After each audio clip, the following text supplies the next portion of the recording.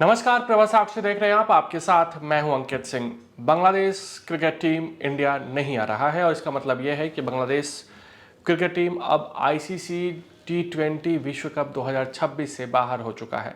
बांग्लादेश की टीम ने जो शर्त रखी थी कि हमें भारत में नहीं खेलना है, हमारे मैचेस को पाकिस्तान की तरह श्रीलंका में ही रखा जाए, लेकिन आईसीसी से इस पर सहमति नहीं बनी। आईसीसी ने बांग्लादेश की शर्तों को मंजूरी नहीं दी, जिसके बाद बांग्लादेश को खुद आकर ये कहना पड़ा कि हम भारत में नहीं खेलेंगे।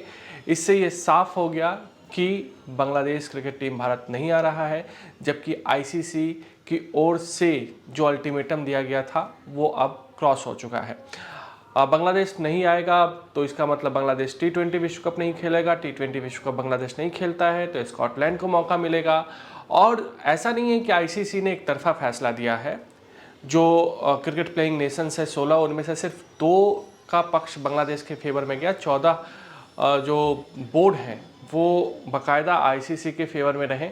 तो इससे ये पता चलता है कि बांग्लादेश को लेकर जो भी निर्णय लिया गया है वो एक तरफा नहीं है। उसमें सारे जो क्रिकेट बोर्ड है उनकी सहमति ली गई है, उनसे विचार विमर्श किया गया है, उसके बाद ही ये फैसला लिया गया है। अब देखिए, भारत और बांग्लादेश के बीच में जो टकराव है, जो कड़वाहट है, वो किसी से छिपा नहीं है। और क्रिकेट में ये विवाद शुरू हुआ तब से शुरू हुआ जब मुस्तफिजुर रहमान को लेकर विवाद शुरू हुआ।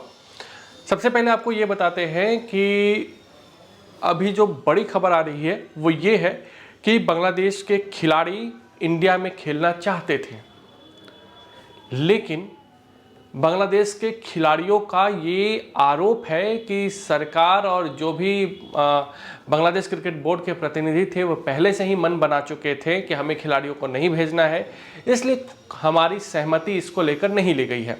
देखिए, ऐसा है कि बांग्लादेश के खेल सलाहकार जो है आसिफ नसरुल्लाह और बांग्लादेश क्रिकेट बोर्ड के जो अनीमुल इस्लाम है, इन दोनों के जो बयान आ रहे हैं उससे साफ तौर पे पता चल रहा है कि बांग्लादेश का एजेंडा अभी कितना एंटी इंडिया हो चुका है।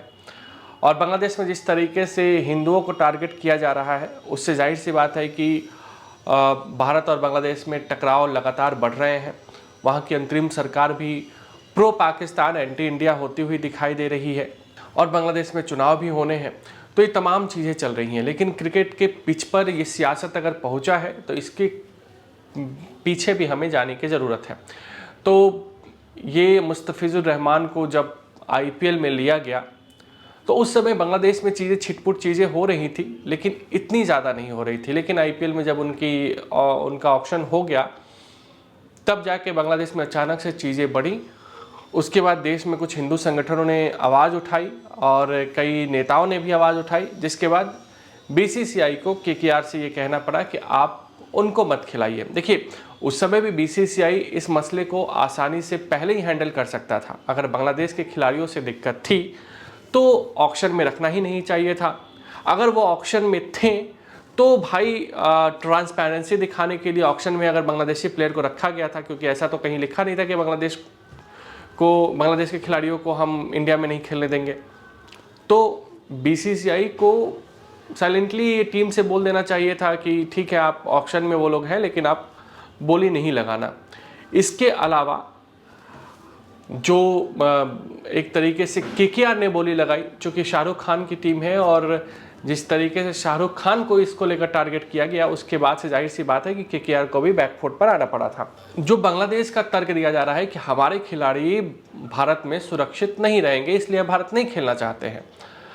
अब पाकिस्तान की भाषा बांग्लादेश को बोलना है तो उसको कोई रोक नहीं सकता है। जिस भारत ने हमेशा बांग्लादेश को सुरक्षा दी है, बांग्लादेश के हक की लड़ाई लड़ी है, बांग्लादेश को स्वतंत्र कराया एक तरीके से, आज उसी बांग्लादेश को भारत पे भरोसा नहीं है, तो ये अलग चीज़ है। आपको राजनीति करनी है वो भी अलग चीज़ है। लेकिन क्रिकेट को लेकर अब उस टीम के खिलाड़ी कह रहे हैं कि हमें क्रिकेट खेलना था, हमें भारत जाने में कोई दिक्कत नहीं थी, तो फिर भाई बोर्ड को क्या दिक्कत थी?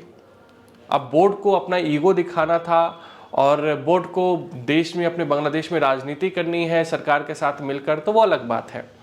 जो सूत्र बता रहे हैं उसमें ये है कि एक सीनियर खिलाड़ी ने कहा है कि देखिए, हमसे कोई राय नहीं ली गई है, हमें फैसला बताया गया है कि हमने ये फैसला लिया है।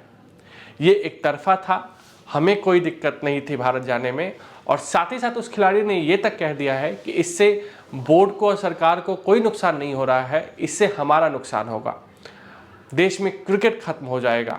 ये अपने आप में बांग्लादेश के जो खिलाड़ियों ने बात कही है वो एकदम चिंतित करने वाली बात है। और वाकई में अगर भारत में या अगर बांग्लादेश किसी आईसीसी इवेंट से पीछे हटता है तो जाहिर सी बात है कि उस पर असर पड़ेगा, और आगे भी आईसीसी इवेंट्स में बांग्लादेश को फ्री हैंड या ग्रीन सिग्नल मिलने में दिक्कतें आएंगी, चाहे वो कुछ भी कर ले।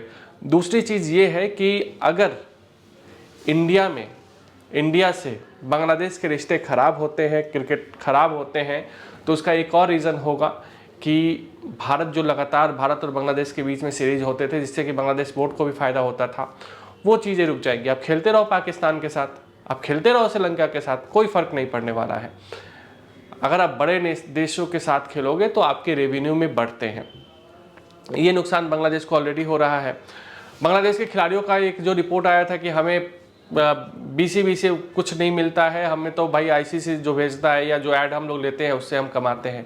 तो ये तमाम चीज़ें हैं जो बांग्लादेश के खिलाड़ियों के लिए एक तरीके से चिंता पैदा करने वाली है, और बांग्लादेश के खिलाड़ी फिलहाल संकट में हैं, उनके चेहरे पर निराशा के भाव हैं, वो लगातार सोच रहे हैं कि उनका भविष्य क्या होगा। और बांग्लादेश के जो बच्चे हैं, अगर इस तरह की चीज़ें होगी तो वो क्रिकेट क्यों खेलेंगे। क्रिकेट में अगर वो आना चाहते हैं, देश का प्रतिनिधित्व करना चाहते हैं, लेकिन क्रिकेट में जो वहाँ पर नीति नियंता है वो इस तरह का निर्णय, एक तरफा निर्णय अगर लेते हैं, खेल और खिलाड़ियों के हित की बात नहीं सोचते हैं, तो जाहिर सी बात है कि जो यूथ है वो क्यों आएगा क्रिकेट में। तो तमाम चीज़ें हैं, लेकिन इतना है कि बांग्लादेश ने जो कुछ भी किया है उसके भविष्य के लिए क्रिकेट प्लेइंग नेशन के तौर पर नहीं करना चाहिए था।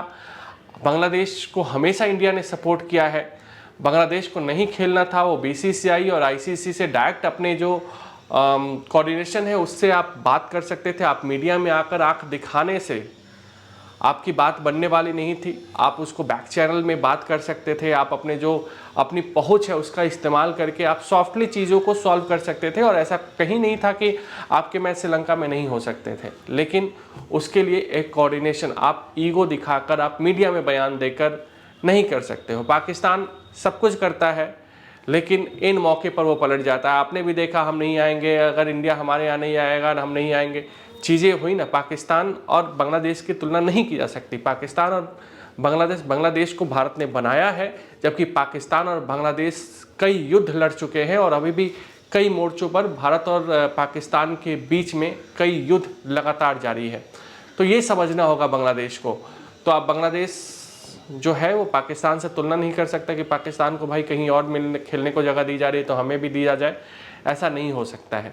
तो बांग्लादेश के बोर्ड ने, बांग्लादेश की अंतरिम सरकार ने जो कुछ भी किया है वो उनके देश के लिए, उनके देश के क्रिकेट के लिए अच्छी चीज़ नहीं है। हाँ, हो सकता है आपको आने वाले चुनाव में जो फरवरी में होने हैं उसमें आपको फ़ायदा मिल जाए, लेकिन खिलाड़ियों को इससे कोई फ़ायदा होता हुआ दिखाई नहीं दे रहा है।